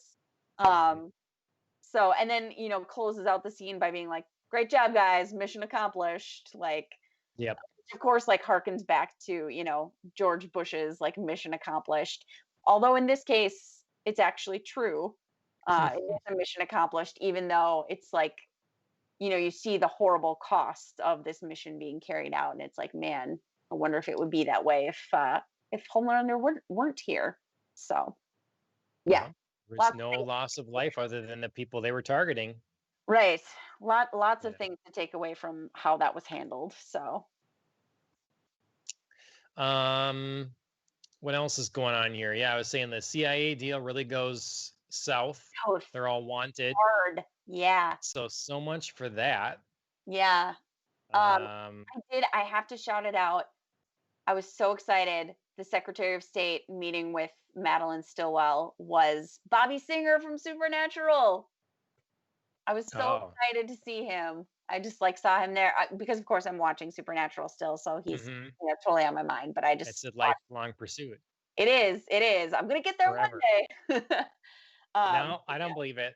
By the time you get about to the end, they're gonna be like, "Yeah, we came back. Supernatural continues." That's right.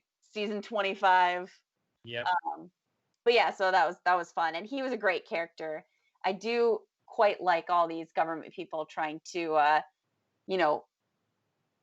smack Stillwell down on her, what was it, smug tennis-toned ass. Yeah, is that what it was? Because that's what I wrote down. Yes. Okay, I wasn't sure. It was great. I loved that too, because she is just, I mean, she's so awful. Yeah, I'm just getting really awful. Yep. Yeah, you talk about their families being in trouble. Well, that's not good. Starlight. Yeah, Starlight confronting her mom. Yeah. We obviously learned more about, Starlight there, but also the fact that Vought, so they don't inject the mothers, they inject the children, so that we learn a little bit more about, literally how Compound V works. But that they approach the mothers and tell them, and then, pay them off in whatever way, if it's actual cash, if it's, in this case, helping with medical bills, covering expenses, whatever. That's how they do it. And then they shoot these kids up with Compound V. Yeah. Surprising it hasn't leaked then. How many parents have been told, like, here's the Compound V, and then they want their kid to be on the 7 or whatever, and they don't get to be on the 7. So then they feel all upset about it. And I mean, maybe those people just get a visit from Homelander someday and they're gone. They must sign some sort of NDA, and then if you violate it, that they would know the other people have been taken care of.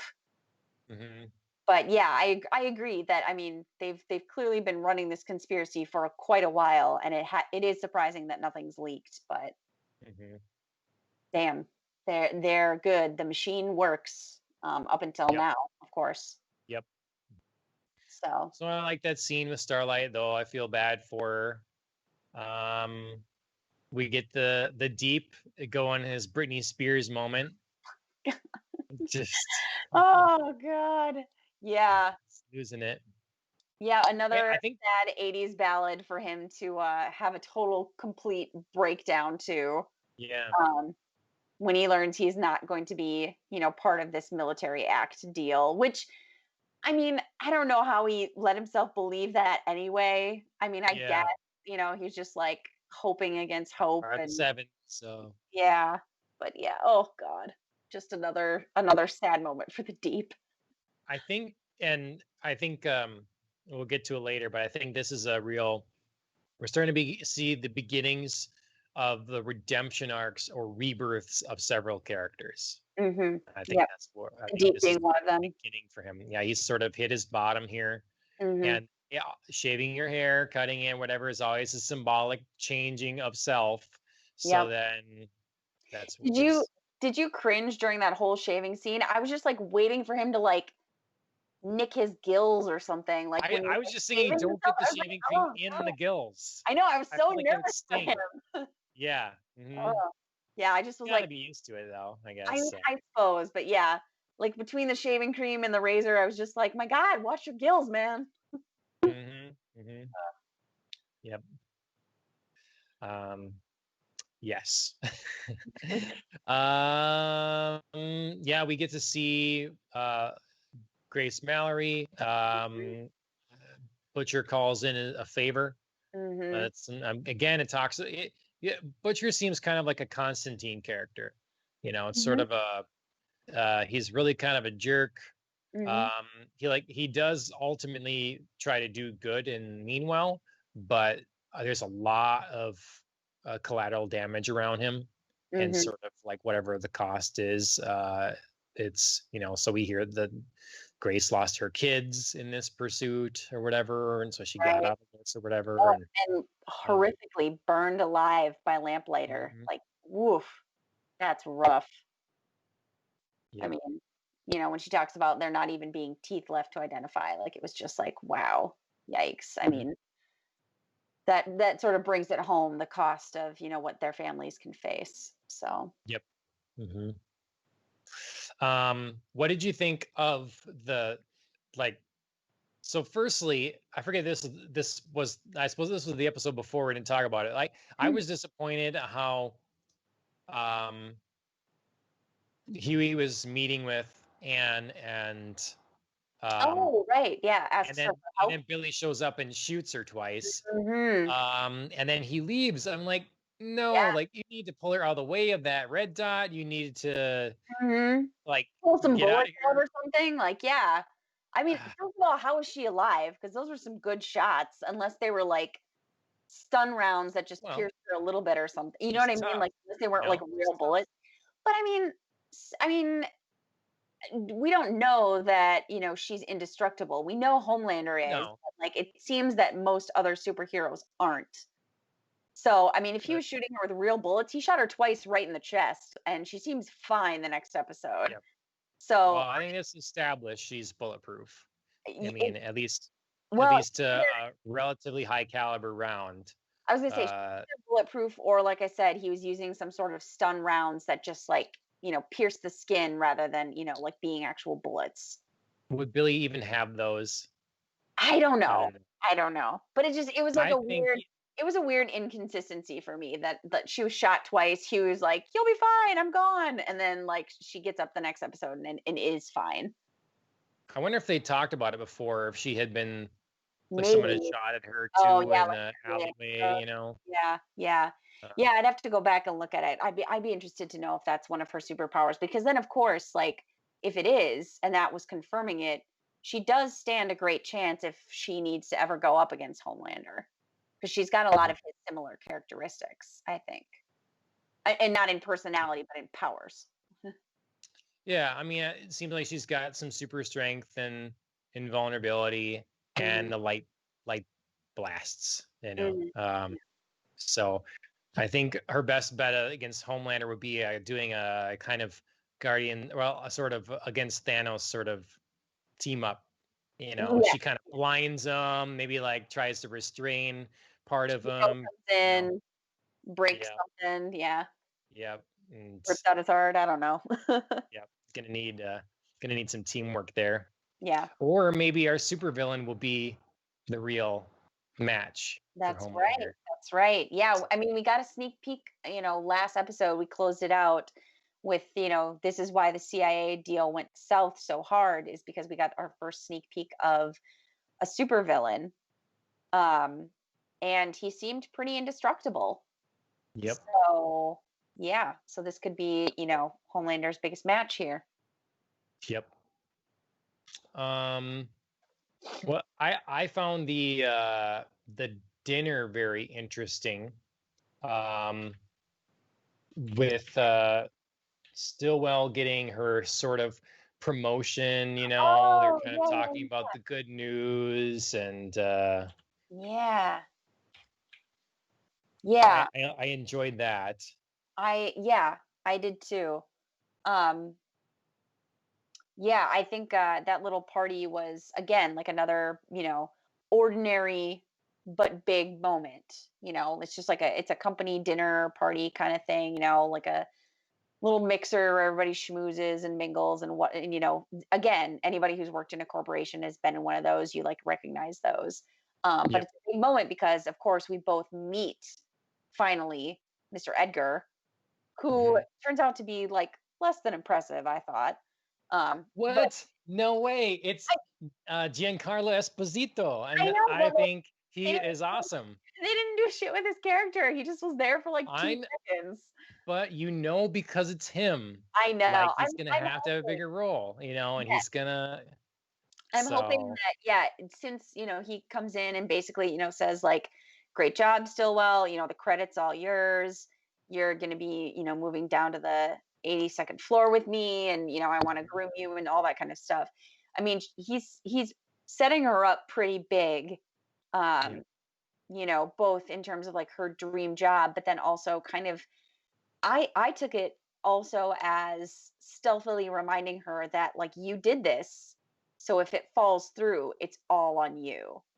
sure, You know what I sure, mean? Like yeah, it's a very like you're flying high right now, but if this falls, like you could too. So, okay, yep.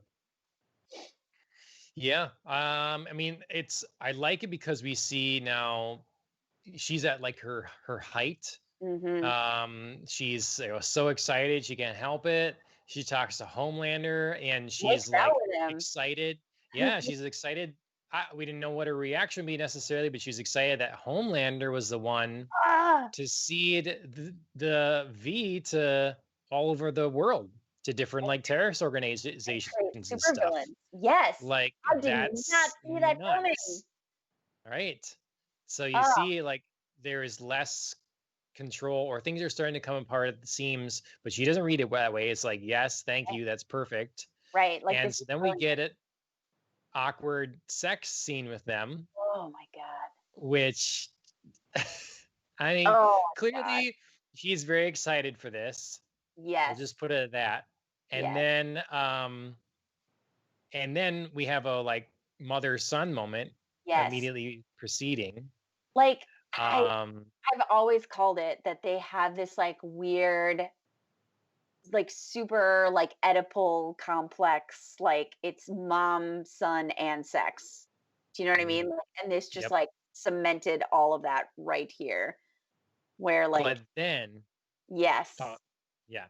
But then he says, "Don't lie to me again. I promise I won't." And then she immediately lies to him again, and he knows it.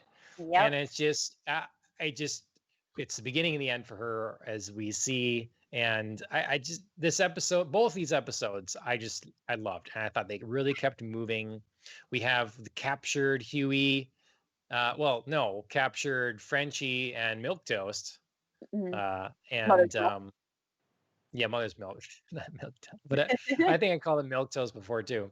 And Yeah, Huey does the rescue mission, Which was really which smart.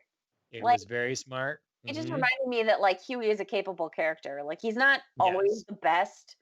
As we see in the No. following, when he's like coming out and trying to, they're all trying to rescue Kimiko and he's trying to shoot a gun and he's terrible. He's just like shooting the AK-47 everywhere. He's like, I'm sorry. Ah, shit. How do I reload this thing? But Huey is also clutch in other moments, like Yep. getting in there and even breaking them out in the first place. So, yeah. Well, he says, "How do I shoot this thing?" But then I noticed pretty proper um, safety with his trigger finger Oh, in sure. between usage there, so they didn't sell the Yeah, moment for me. yeah. Yeah, but yeah, no, it was that was exciting. I was glad he wouldn't leave him behind, even though Billy's got to go off on his vendetta. So we see the different tacks there. Hmm. Um, but I'm excited what ends up doing. Of course, that leaves it to your imagination. At first, it's like, well, what is Billy? How is Billy going to do anything to Mallory? Well, first, I mean, I want to get into that whole scene because that's like the craziest ending. But just quick before, I mean, Mhm. I feel like we have to talk about the end of the breakout where Starlight does come in and Oh yeah. basically save all of their asses Hmm. because they were definitely trapped and, going to be Yeah. recaptured. And Starlight comes in and she's like, nope, nope, not happening. Like, I'm Yep. gonna fight, rescue you guys. And then of course another twist, A Train comes in and catches her, Yeah. and he is obviously super hopped up on Compound V again and is Yep. super twitchy, and like they have this like weird Wild West showdown where they're, like they're each about to use their powers and they just like stare at each other until finally like they just decide to go for it, which I thought was hilarious. Yep. Uh, but yeah, and then of course, like A Train breaks down, goes into AFib, and Starlight is left to rescue him. Yep. So Um. I So think that, as an well, I was just gonna say, I think that's gonna be really interesting. If A Train survives, she's got something to hold over him because he, in this like weird, like hopped up on V moment, talks about murdering Popclaw to both Huey and Annie, like confesses to yeah. doing it. Yep. So he's like, totally going to get after Annie about like, oh, you're rescuing them and you're helping this rescue mission. Well, now she's got something to hold over him too. Not only like, did I save your life, but I know you murdered Popclaw. Yep. So I feel like it like conveniently balances out so that we could have some tension next season if A Train is still alive. I don't know. Yep. And I still see this as, like kind of as we get towards the end, kind of talking about what's coming in the next season Mhm. potentially. I still see this as more set up for um people's like renewing of a mission or of a rebirth of personality or redemption arcs, because you've seen the deep hit the bottom, hit the ocean floor, Mhm. and like have his Britney Spears moment, and he's gonna have to identify find a new identity for himself Mhm. outside of the seven. I'm one of the seven or whatever kind of thing. And he's what is he going to make of himself there? A Right. Train is the same. Like he's not the fastest person anymore. No one Mhm. cares about the second fastest. What place is he going to have on Right. the seven? And he's lost the person he loves. He killed her. That's messes with your mind, of His course. brother's And gone. he's a druggie. Yep. Yep. So he's gonna have to like go into rehab. He's at the bottom. Where does he come out? Yep. And then Starlight, it was a perfect series of events for her where Huey says, because you're a superhero and you saved me. And then she's getting drunk and she's gonna just get out there and have some sex and stuff. Right. And Forget she all of double that. thinks about it. Yeah. And Maeve, then the second phase of this, like is basically her ghost of future present or Mm. ghost, whatever. Yeah, And absolutely. yeah, and so she's like, well, this is what I will become. So Maeve is kind of seeing with real clarity her what she used to be and what she is now. And so Mhm. that's potentially a starting point for her as well. Right. And then with Homelander, he's like gonna have a new identity as well. We Right. just saw earlier in the episode how it's talking Frenchie's talking, says, your daughter made you better. I get it. Mhm. Well, Homelander is going to have a similar situation. Yeah, yeah, we can finally Um, get into this final scene, which I yeah. loved. I loved start to finish. It was so tense Mhm. and interesting, and I just thought it could have gone so many ways. Butcher is ruthlessly pursuing his plan. He's going to get to Stillwell to get to Homelander, shows up at her house, basically takes her hostage. Homelander comes, and Butcher has the best line when he's like walking around on the roof and he's talking to Homelander and he's like, I know you can hear me and I know you can see through walls, so why don't you stop playing rapey Santa and get down here? And I just like cracked up. It was so great. Like I just yeah, I loved it. So yeah, Homelander obviously enters the room and Yep. I chaos. love their stare down. I love that he too is like noticing, he's finally, he's remembered Billy now, Mhm. and he's like interested in him, that he's not afraid. It's Yes, anger that's pervasive with him. yes, And as soon as like, I love you clearly see Stillwell is concerned about her child, right. and Homelander's having none of it. And Yep. when he puts his hands on her face, I'm thinking she's dead. I thought he was gonna snap her neck. I did too. I really did. I just thought like that was it. And I was Yep. so shocked when it didn't happen that I was Yep. like, okay, so what else are we gonna do here? And I Lasers was to the face. well, That's and right too. I was so shocked actually too that Butcher let their sort of side conversation go on because Hmm. I felt like it was a little long. That this like back and forth that they had about don't lie to me, and tell me the truth and things like that. And at that point, I felt like we as the viewers knew that it concerned Becca, but Butcher didn't. So I just thought it was like really interesting that he allowed that whole side conversation to go on. It finally ends with Stillwell admitting that not that she loves Homelander, which she probably does in some sort of like creepy way, but she's not Yeah. in love with him. She loves him for her job and she's Yep. actually scared of him, Yep.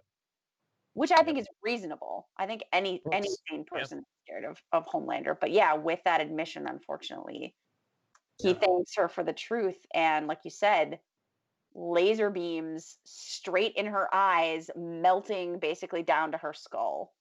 Yep. And that's it for Stillwell. Curtains, man. Yep. I was happy to see her go. Yes. I have to say, I think the length of the side conversation made sense because Billy was going there, like knowing the boys were captured. Mhm. This is kind of his final play. Like when Yeah. Homelander asked, "What do you want?" He's like, I just want to see you hurt," you know. Yeah. And so his idea is he's gonna blow her up and hurt him. And so he doesn't have any options here. This is going to be the end of his life. Right. Um, he can let this play out, see what happens, and inevitably, probably when Homelander is just going to try to come and rip his arm off or something, it lets go, and Yeah. she blows up. So yeah, but we don't get that. He's like, well, Yeah. whatever, would blow up. But Homelander saves him, Mhm. and What he happened to implied. Stillwell's baby? Like, I mean, do we Well, know? you Like, are we know, gonna know if it I'm died? gonna have to say Fine. that I'm guessing he didn't save the baby. Yeah. I'm guessing he could have, but chose to not, given I how think much so he too. seemed to. Yeah. Yeah, I kind of wondered if they would maybe allude to that because they didn't at all here. Of course, we have a Right. much different, more important ending, obviously. But yeah, they didn't say anything about it here. So I wondered if we would learn in season 2 about the fate of Stillwell's baby. Just Yep. because if he does live, that's a potential for him to grow up and hate Homelander. Hmm. Yep. But anyway, but yeah, we have a much more important ending because Hmm. Well, and Homelander implies that he killed Doctor Vogelbaum. yes. She Mhm. got the real truth out of him, Mhm. and clearly finds out that Beck is alive Ah. and his son is alive. Ah! And has So laser eyes. yeah. And so to me, this sets up again, what do we get from Homeland? Because Homelander has now shed the parent figures. Mhm. He's killed basically the father and the mother. And so like he can become really his own person. There's already that quarrel, the weird tension, and then the whole structure at the company and stuff. Yes. And so like how do you see season 2? What do you see season 2 happening? I'm worried if the show goes the way I don't want it to go, it's going to maintain the status quo too much. But I could see a real shakeup here. Mhm. What do you think? Yeah, I mean, I'm not sure as far as Vought goes, what kind of shape the company will be in, and if we're gonna have the same sort of structure and setup there. I imagine we'll have something similar, because Vought to me seems like such a corporation, like a smooth running corporation that, yeah, Stillwell was very important, but she was a cog in the machine, and the machine will keep working. They just have to like figure out the piece to put in there to like keep this going. Mhm. So Vought to me doesn't seem like it would change terribly much. Okay. Um, I mean, we could either get like, Mr. Egger filling in this role, we could get a new person, we could get like a team or a combination. What feel like will happen is that Homelander wants to seize more power and more independence for himself. And now that he thinks like, oh, I'm a daddy and I should be, like running things, I think there's going to be some real struggles against the Vought machine by Mhm. Homelander, which I think will be very interesting if that happens. Um, Mhm. I mean, from like the 2 seconds I was unable to avoid in, previews for The Boys season 2, it looks like also we're getting some new superhero members, Okay. which I think again is like not a super shocker. Yeah, even gonna fill the gaps that, Deep Right. is gone and, yeah, yeah. Translucent's gone. Like they Yep. do obviously know now Literally. he's Yep. dead. So yeah, so I mean I wasn't surprised by that. So I think there's gonna be a lot of like the season 2 is gonna be about power dynamics again, but they're just gonna shift who the players are. And I'm interested to see if they can make these, power struggles feel different from the first season, or if, like you said, they feel too similar. I feel like it's inevitable, and I was wondering if it's, maybe it will happen later, but it's when are we I feel like the heroes are bound to break free from the corporation. Oh, Like they're being held there and like they've had this stuff in place. Oh, we have this on you, this blackmail and whatever, we can, ruin your marketing stuff. But all that ultimately is fluff. Like you have powers to do anything, mhm, you know. And so when do they kind of realize it's sort of like you have a mob boss or something that mm, any number of henchmen or people in the mob could just end, but they're scared to, yes, because they don't hold the power that person does, you right. know and the heroes are sort of in this situation, or the super people, because the corporation really doesn't hold anything on them other than money and stuff. And Mhm. at what point do they start being like, oh, you want these supervillains gone? Well, we're going Right, to deal with them, and we're the only ones that can and deal with it. We're going to make this right. happen, And um, I don't That's know. what I I think. just, Yeah, that's what I think the source of Homelander's like confidence will be next season to like step up and be like, listen, I don't need as many handlers. I can, direct some of the things myself. Like we already saw him like struggle against Stillwell and be like, don't write this speech for me. This is stupid. Like I know yep, what to say, blah, blah, blah. And he actually liked her. So I can't imagine like him, taking too kindly to another handler trying to direct yep, him who he doesn't care about. yep. I just wonder, like, I want to see the, and part of this will hinge too on whether Becca, her pregnancy was the effect of rape or something consensual. Because if it was rape, that maintains Billy's anger towards Mhm. Homelander, and if it was consensual, that shifts that anger to Becca. Right. And potentially we see, I see a that Vought becomes the real enemy. The Yeah. corporation becomes the problem, the kind of a joint enemy here, and then obviously the superpowered terrorists. So you've Right. got sort of four groups that are all working for very kind of different things, but I see the redemption arcs of some of these other characters beginning, as I've said, which I Mhm. don't see as happening under the corporation. Right. So I don't know. I'm worried about starting the next season and it's kind of business as usual. We're going to bring out, here's a kind of new leader that you have to deal with and a couple new heroes. And now Homelander has to sort of like squabble with the new leader some, and then the boys are after the heroes again. Like we're kind of back to square one, and there's no real progress made. Where I want to see a shakeup. I want to see change here because I think that this path has been set for that. Yeah, I agree. And I think Huey and Annie are already there. Like, I don't know that necessarily. I mean, I think they see Homelander as a problem. Like, don't get me wrong, because he's still like a super creep who can just kill people and has made these super villains. And I don't think he should just be like ignored for that. You know, he's still got something coming his way, but I think they're already there in determining that Vought is the problem, and them injecting like kids with this compound V and creating superheroes in the first place is a really big problem. So I feel like that's where like Starlight staying in Vought to try and take Vought down rather than trying to take the Seven down is going to be maybe a focus of season 2. And perhaps that splits the boys, you know what I'm saying? Like, maybe, you know, half of them are still seeing Soups as the problem and half of them are seeing, you know, no, Vought is the problem. Can we work together as far as X and then we go our separate ways? Do we have to immediately go our separate ways? Like, who knows?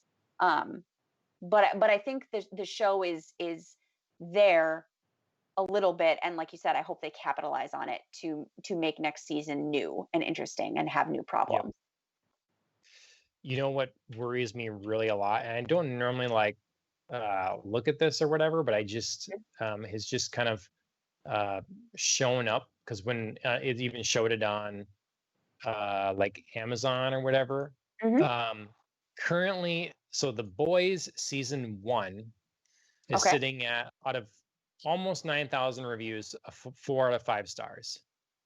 Season 2, though it has just begun, is 3 episodes in, and is only rated 2.5 stars. And it's making me anxious to watch it and see what's do we going agree? on. Do we agree with lower ratings? It seems positive on Rotten Tomatoes though, so you know.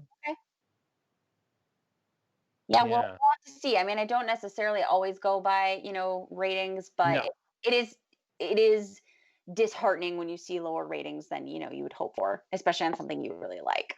So you do worry for sure. But I have to say, as it concerns season 1, I was very, very happy. Yeah, I agree. I wasn't sure what to expect going into watching The Boys, and I thought this was just such a great, refreshing take on superheroes. So definitely felt new and different, and I applaud, you know, the entire team for putting together this kind of show that does take a different look at superheroes and doesn't feel, you know, formulaic or, you know, just like the usual stories. So great job. Excellent first season. Agreed. All right. Well, that's particularly season 1, episode 7 and 8, but really the whole season kind of The Boys, our impressions. Season 2 is out now, or at least it has begun. So plan to continue watching that, and we'll get back to you on Wednesday about our thoughts there. Yes. How the new season has begun, and